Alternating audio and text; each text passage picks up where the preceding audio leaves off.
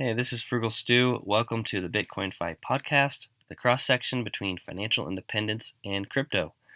I hope everyone had a great Thanksgiving. It's my favorite holiday of the year for several reasons. For me, Thanksgiving isn't just one day, it's every day. It's a way of life. And in general, the holiday isn't totally overrun with over the top decor and commercialism and busyness, aside from maybe some Black Friday stuff that has leaked into Thanksgiving, but it seems like that has actually backtracked a little bit from the actual Thanksgiving day. So, anyway, I hope it was great for you all. Today, I wanted to talk about two things, two overarching goals of this podcast and blog. Number one, getting off zero, and number two, avoiding the catastrophic mistake. So, I'm friends with a few people on social media, and some of them are kind of anti crypto. There are three in particular that I see posting skeptical things all the time regarding crypto and how it's a Ponzi scheme, and just kind of seem like they don't want to understand. They have this strong opinion about crypto, about Bitcoin, and they're not open to new ideas, really. They just see what they see, and then they just criticize it. They haven't quite caught the vision, and all three of these people that I'm connected with, they're super smart. They're very well versed in finance. All three of them are extremely successful investors in either the stock market or in real estate, and they're very familiar with finance in general and investing. But Bitcoin and crypto is out of their domain. They don't know anything about it and seemingly don't want to know anything about it. And part of me is just wondering, at what point do some of these hardcore skeptics relent? At what point do they stop hating and criticizing and start understanding, right? Because when I was first approached with the idea of crypto, I was the one digging in my heels saying, don't need it, don't want it, no interest, it's rat poison squared. I'm quoting Charlie Munger at you, I'm quoting Jamie Dimon at you, and I wasn't interested at all. And then I totally just FOMO, didn't know what I was doing. So I think there's kind of three groups of people. Obviously, there's the skeptics, there's the people that don't know anything, yet they are still involved. They're just FOMOing into different altcoins and unaware of the taxes, and they're kind of just doing their things. And then you have, kind of hardcore crypto people that maybe have studied a little bit deeper. Maybe they actually know some stuff, right? Anyway, I guess what I've been thinking about is, at what point do some of these crypto skeptics start to take crypto seriously, start to take Bitcoin seriously? Is it when Bitcoin hits some arbitrary price, like $500,000 a coin, that's a 10x, or $1 million a coin, that's a 20x? Is that when they're like, okay, maybe there's something to this? Is it when if it hits 10 million? I don't know. Maybe there's some number in their head that if Bitcoin hit it, they would be like, yeah, I'm going to look into this now. Or maybe it's when the price of Bitcoin stabilizes against the US dollar.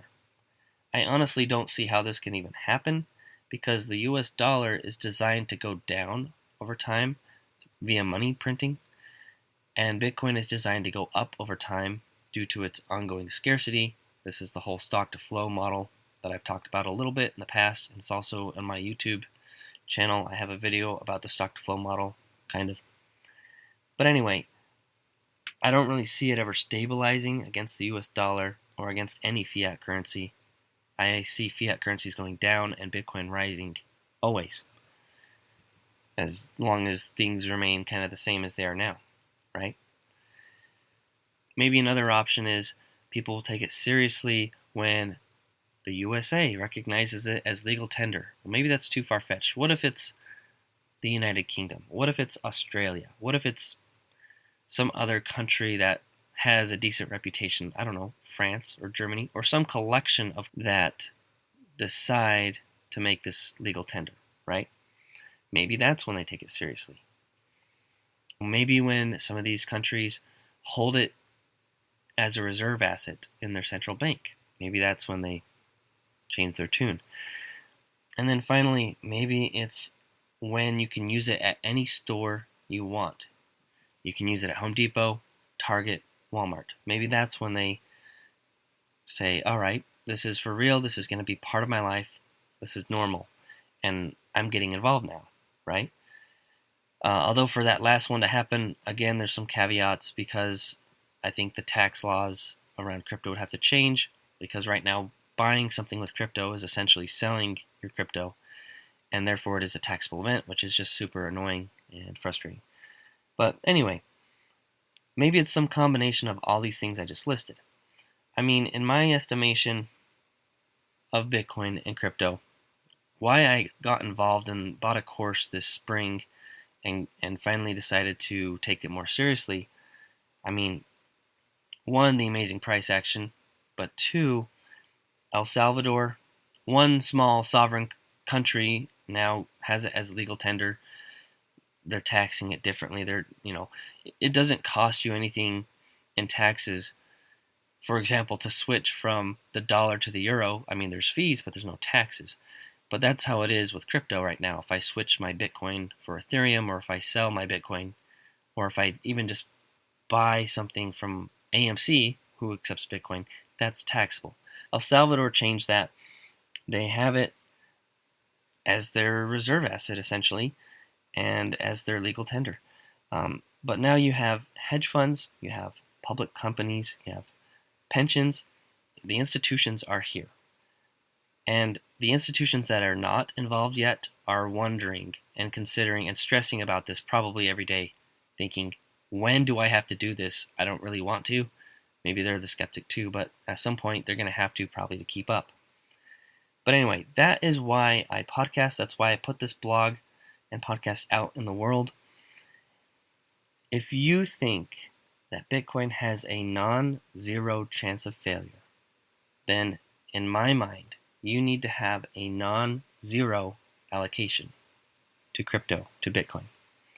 If you think there is a 1% chance that Bitcoin becomes, we'll say, as mainstream, maybe half as mainstream as the US dollar, maybe half of the merchants accept it. If you think that there's a 1% chance that more countries accept it as legal tender, more countries accept it, more central banks start to buy and hold it, more public companies, or maybe your own pension starts to buy it for the company that you work for. If you think there's a 1% chance of that happening, you probably should have 1% of your portfolio in crypto, in Bitcoin. You might want to have 1% of your paycheck going into it. Whatever your estimation and your research leads you to believe. This is not financial advice. This is just thoughts. Do your own research. But it might be time to put your money where your mind is. So that's what I want you to think about is there a non-zero chance that Bitcoin succeeds? Okay? How do you determine what your allocation should be from that point? Essentially, I think it's going to be part of our lives, and if you think that same thing, you probably should get off of zero. So that's my number one goal. My goal is for those wanting to learn about crypto, those wanting to get into crypto, educate yourselves, be knowledgeable about it. For me, this is like normal money. As far as education and learning, it's very important to me. If I interact with money every day, if I work every day for money, I want to understand it. That's why I learn about money. Yes, it's fun for me. It's a hobby, just finance in general. But it's because I interact with it every day that I care about it. And then I want to understand it and how to make it work for me. I also read and study articles, podcasts, magazines, books on marriage, on parenting, because I deal with those things every day. I learn about things that I use in everyday life so that I can master these things, right? If I'm going to be married for 50 years, I think it's important for me to learn and study more about marriage and how to make marriage better, easier, and just overall more enjoyable for both me and my spouse.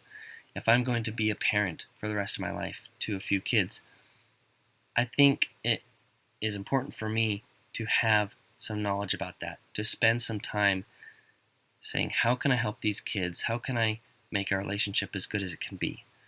Those are the things I choose to spend my time on because I deal with them every day. I think Bitcoin might be the new money. I think it has a chance of succeeding. I think it's going to be part of my life, and that's why I study it. So anyway, that's my number one, learn and be educated. Number two, part of this podcast, is to avoid the catastrophic mistake. As I've said, none of this show is financial advice. It's for entertainment purposes only. But my opinion is that Bitcoin still has at least a 10 or 20x in it pretty easily. So even a small amount of Bitcoin today might be substantial in the future, in the not so distant future. This is why some of my first blog posts and podcasts were about passwords, how to make a good one, how to use password managers, two-factor authentication, etc. How to protect your crypto. Most people, when they get into crypto, they put their Bitcoin on a centralized exchange like Coinbase. And, that's where I still have my crypto, is on these various exchanges, centralized exchanges. It's really like a single point of failure because there's no insurance on crypto. I think it's very important to control what you can control, avoid making a critical mistake, secure your Bitcoin, secure your crypto as best you can. I want to keep diving deeper and deeper into this, and I will go more in depth in a future episode. I actually just ordered my first hardware wallet. It's a Ledger Nano X along with some titanium crypto tags. This will probably require a YouTube video to explain how this all works, where I can self-custody my Bitcoin on a hard drive wallet instead of keeping it on a centralized exchange. Like, if the government wanted to, they do have legal power over Coinbase, where they could say, hey, Stu is shady, and you need to, seize his assets for us. That happens, right? And I'm not shady. At least I don't ever intend to be. But that's why I plan to self-custody and take my money off of an exchange, and that way it's just on a hard drive. It's not connected to the internet. No one can hack it. It's safe, right?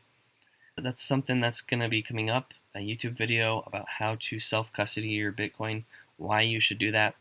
I'll try to make it into a podcast too. There's a lot to learn there as far as avoiding the big mistake. I'm not in crypto to get rich. I'm not in crypto to be a millionaire. I'm in crypto to become free from a centralized monetary system that is dysfunctional. I want to be free from that dysfunctional system that prints money, that devalues currency, that makes your money more and more worthless every year. So that's my takeaway. Get off of zero and don't screw it up. Okay, on that note, I'm going to wrap this up. And I have some exciting news for December. I'm going to have a giveaway of $100 in either Bitcoin or Ethereum. You can choose. For the month of December, anyone that leaves me a review, an honest review, it doesn't matter how many stars are there, just leave me a review. Take a screenshot, email it to me. My email is in the show notes. Let me know your username. Anytime in the month of December, do this and you're in the drawing. If you've got a friend who talks to you about crypto but doesn't actually know anything, please share the podcast. Would love to help them learn with us. I want that to be more part of the show, is addressing what the listeners want to hear and learn about. That also helps me learn, helps us learn together. All right, with that, remember, financial independence is doable.